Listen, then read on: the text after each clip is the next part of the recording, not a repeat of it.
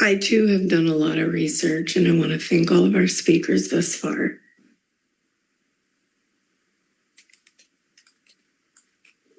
My heart and mind they're very full at the moment, so pardon me. I am the newest commissioner from Kauai. And so I had a lot of catching up to do.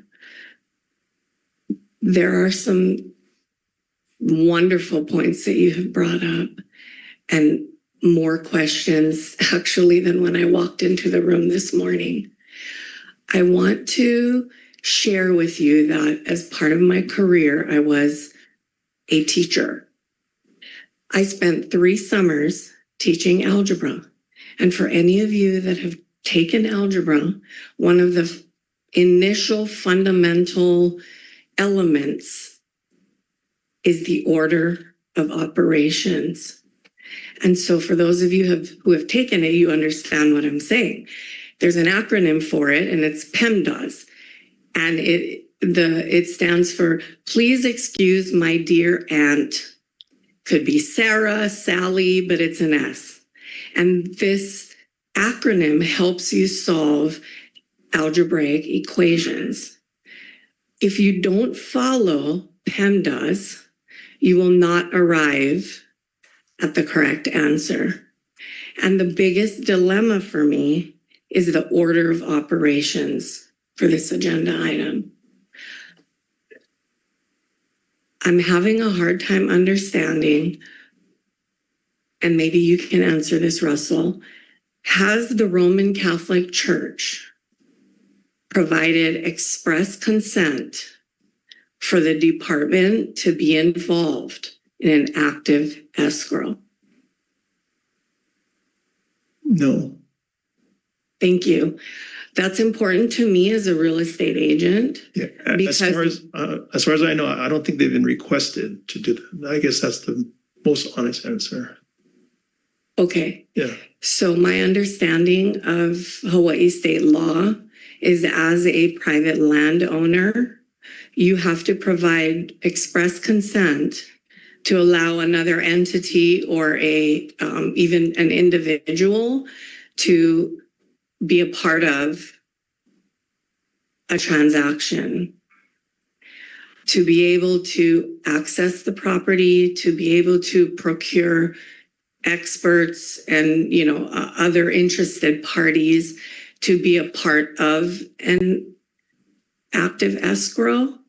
And this is why last month I asked the developer and partner what was the status of the escrow, because I was trying to understand at that point, how far into the escrow are they? Are you aware of that? No, but the developer's online, I believe, but the escrow agreement is a matter of contract law, and that contract is between the seller and the purchaser. We are not party to that contract. I understand that, but until we have the memorandum of agreement in place, then we exercise rights of due diligence pursuant to the purchaser's right of due diligence. So we're directing them, go ask for this information. We'll get this data. So the request of number one, we wouldn't become part of that escrow. But the request of number one is to piggyback. That's correct. So again, another question that I have for you. If this is a gift and we're following the quote unquote order of operations, why wouldn't the grantor of the gift and answer all the questions, do all the due diligence, close escrow, and then present the gift? The motivation for this developer to make the donation to the department and then to do that with a lease already in place is because it allows them, once they make that donation to the department with the lease already in place, pursuant to that lease, they can then proceed to do a commercial development. They could not do that without that property being in the hands of the Department of Hawaiian Homelands. So where in the 18-month inspection period is again, I have to ask the question, what is the status of the escrow at this point? So that would be, we're not party to that transaction. Yeah. But it's a very important question. I will answer the question. Thank you. Yeah, no problem. So a couple points. And Russell, rightfully so, we hadn't been asked this. These are Christian, you should introduce yourself. Yes, sir. Christian O'Connor. I'm with Kaua'i Commissioner Development. Thank you for the opportunity to speak to the commissioners today. And we really appreciate the robust discussion about these concerns that everyone has. And so we are working, and we've heard a lot of concerns, and those are all great concerns. And we are, and maybe even more so concerned just because of all the risks that we take to do something like this. So going back, so we weren't asked to include, but we have no problem having the diocese directly contact DHHL. Never an issue, and we would love that. So that's not a problem at all. We heard the request, and we can make that happen immediately, effective today. So we'll do that.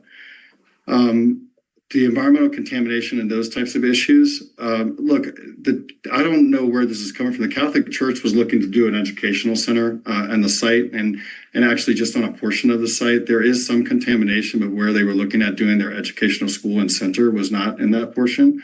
But they decided to do it not for any of those reasons, but for financial reasons. The church has closed a couple schools recently, if everybody's aware.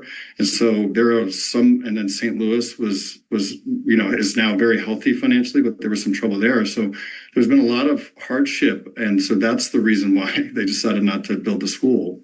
And so that's the choice they made. And so then lastly, I think the other question was, what was it, Commissioner? I just want to make sure I get to all of them. Where are you in the escrow process as of today? Yeah, so we have an 18-month escrow. We have at least 3 months remaining in the current escrow, and we can get an extension, and we probably will request extension because we're still in the process of doing the environmental assessment, the phase 2 study, phase 2 environmental.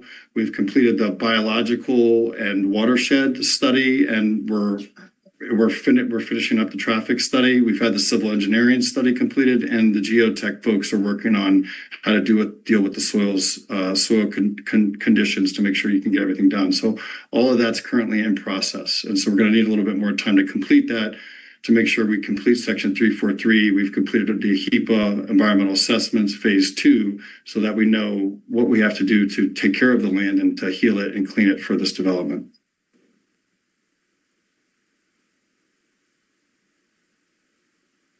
So when that is complete, will those reports be furnished to the department? Yes. Prior to the signing of this MOA? Well, part of the MOA is that you guys are so we're spending hundreds and hundreds of thousands of dollars to do all these studies at risk, and we don't get the money back if this fails. And so our investors and equity partners also need to be confident that if this site is clean and if everything is taken care of, then this transaction works. This transaction, if we close on the land and this doesn't work, then there is no there for us to keep going. So the deal doesn't work. So nobody would invest with you unless you have an understanding. So we're trying to get to an understanding. And then as a party to that understanding, DHHL is, as Russell said, with us, has clear visibility to all documents. It's a fully transparent process. Everybody's making decisions. And if you guys couldn't accept it, we can't do it either because the banks won't lend on it. We can't build on dirty land. You have to clear the land and clean it to build on it everywhere in Hawaii. So that's what we have to do.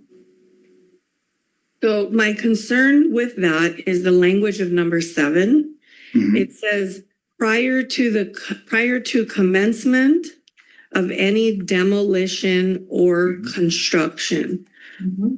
Why do you have to demolish or construct before you are held to chapter 343? why wouldn't that be included as part of the due diligence before you proceed? I think what they're saying with that is that you would not be able to commence construction or do demolition activities until you have a financial closing. And so that means all the financiers are lined up, all that stuff is lined up. So Christian, let me answer. So that's the language from 343. That's the trigger. Before you break ground, you have to comply with 343. We would be confident moving forward with the donation before the 343 process was even run. We would be working off of the standard phase 1 and phase 2 if it's called for environmental reports that we would commission. This 343 process is much broader than that. Okay. This is our environmental assessment or environmental impact statement process that's required before you break ground on the property. I guess the question that I have is fundamentally, I cannot give away something that I don't own. And so before I would think of gifting anyone anything, I would want to have the truest picture of what this gift is. Is this gift something that I would even want before thinking about giving it away?